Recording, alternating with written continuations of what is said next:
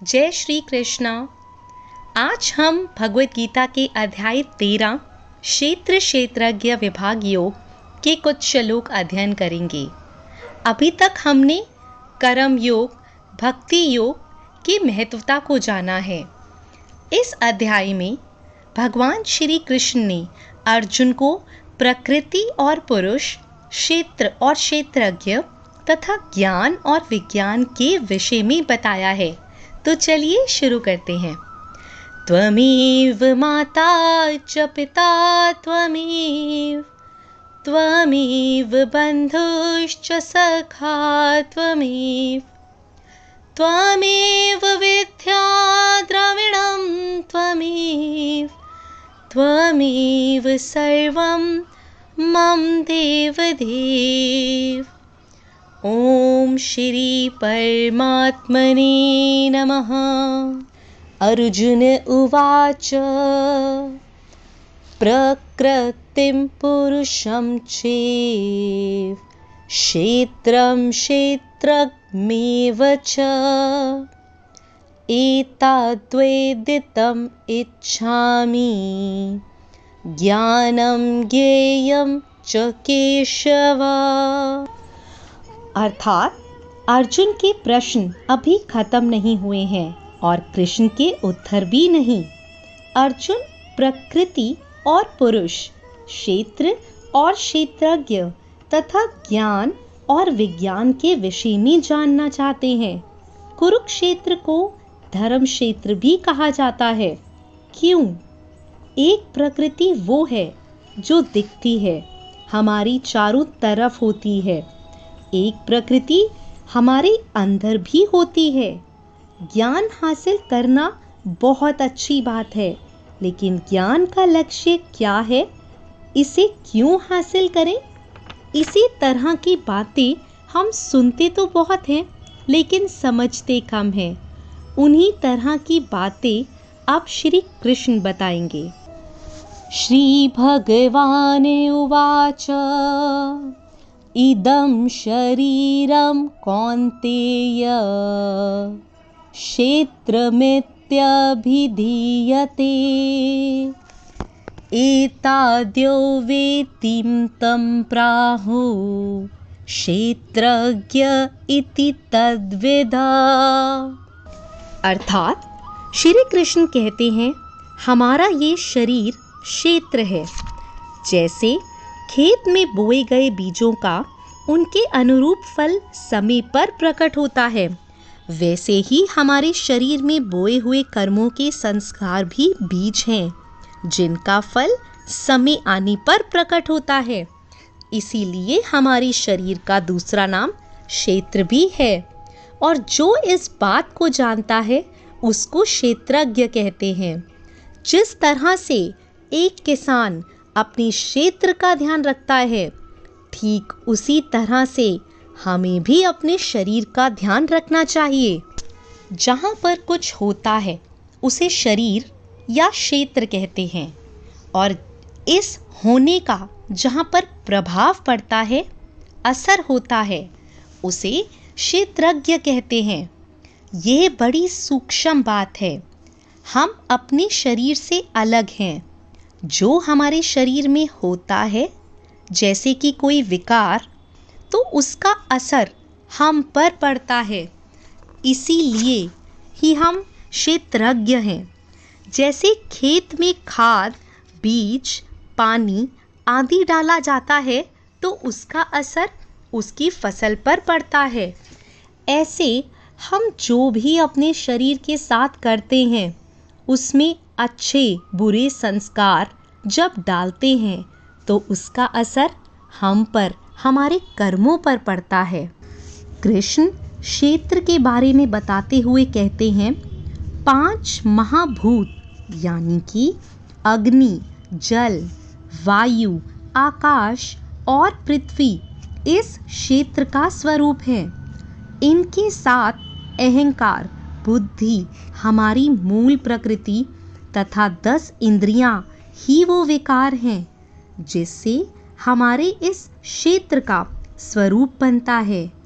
इसी स्वरूप में एक मन और 5 इंद्रियों के विषय अर्थात शब्द, स्पर्श, रूप, गंध और रस भी शामिल हैं।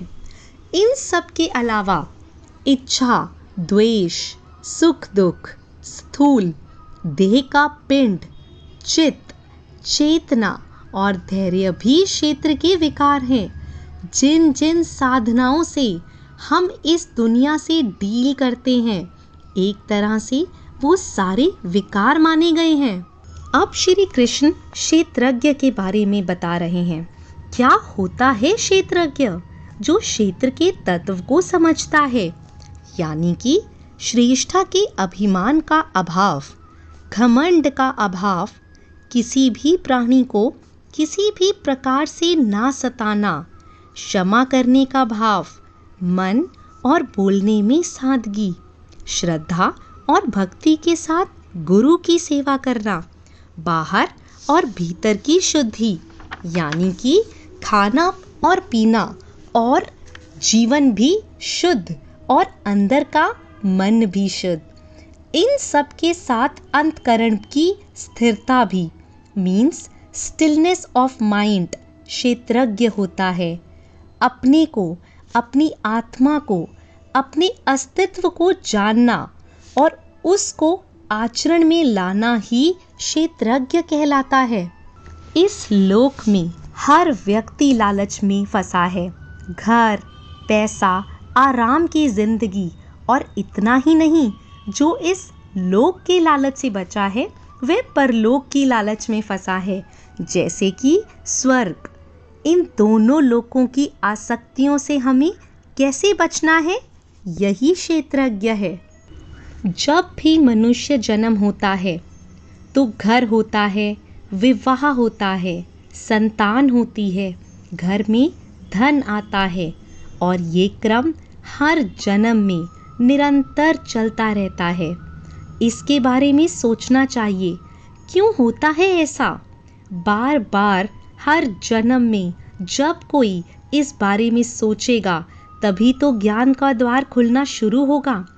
अच्छा होने पर खुशी होती है, बुरा होने पर क्रोध आता है। एक जन्म में ही ऐसा हर रोज होता है। ऐसा कब तक चलता रहेगा? सैकड़ों जन्म होंगे तो भी आप इस दुनियादारी में फंसे ही रहेंगे। कब अपने चित्त को संतुलित करेंगे? इन बातों के बारे में सोचना ही क्षेत्रज्ञ है। क्षेत्रज्ञ वही होता है जिसमें क्षेत्र के बारे में ज्ञान होता है। श्री कृष्ण वही बता रहे हैं कि आखिर ज्ञान क्या होता है। श्री कृष्ण कहते हैं कि मुझ परमेश्वर में अनन्य योग द्वारा अनन्य भक्ति का होना।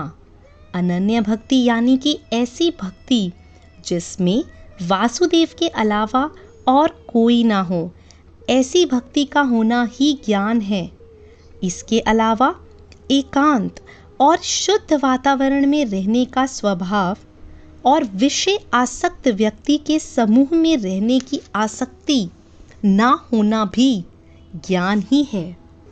ज्ञान क्या है और क्या नहीं, उसको श्री कृष्ण आगे स्पष्ट कर रहे हैं। आध्यात्म ज्ञान, जिस ज्ञान से ये पता चले कि बस आत्मा ही सब कुछ है, वह आध्यात्म ज्ञान है। और तत्व ज्ञान वो होता है जिससे परमात्मा से साक्षात्कार हो। इस ज्ञान के बाद और कुछ भी नहीं। इस तरह से आध्यात्म ज्ञान और तत्व ज्ञान ये दो ज्ञान होते हैं और कुछ भी नहीं। जो भी इसके विपरीत है वो सब अज्ञान है। जैसे कि मान, दम, हिंसा आदि अज्ञान हमें अध्यात्म और तत्व ज्ञान से दूर ले जाते हैं। अध्यात्म और तत्व ज्ञान हमें सच्चाई के पास ले जाता है। श्री कृष्ण जीवन के सबसे बड़े सीक्रेट्स एक एक करके बता रहे हैं। श्री कृष्ण सिर्फ वही बता रहे हैं जो जानने योग्य है तथा जिसको जानकर मनुष्य परम आनंद को प्राप्त कर सकता है। इसी के साथ आज मैं भगवत गीता को यही विराम देती हूँ। जय श्री कृष्णा। और एक सुंदर कबीर दास जी के दोहे के साथ आज मैं अपनी वाणी को यहीं विश्राम देती हूँ। या दुनिया में आए के छाड़ी दे तू ऐंठ, लेना होए सो ले ले, उठी जात है पेंट। अर्थात कबीर दास जी कहते हैं कि तू इस दुनिया में आया है तो अपने घमंड को त्याग दे। ये मनुष्य का जीवन बहुत ही दुर्लभ है। अतः तुझे जो भी उत्तम गुण श्रेष्ठ संस्कार लेना है तो इस संसार रूपी बाजार से ग्रहण कर ले, नहीं तो ये बाजार एक दिन उठ जाएगा। जय श्री कृष्णा, जय श्री राधे।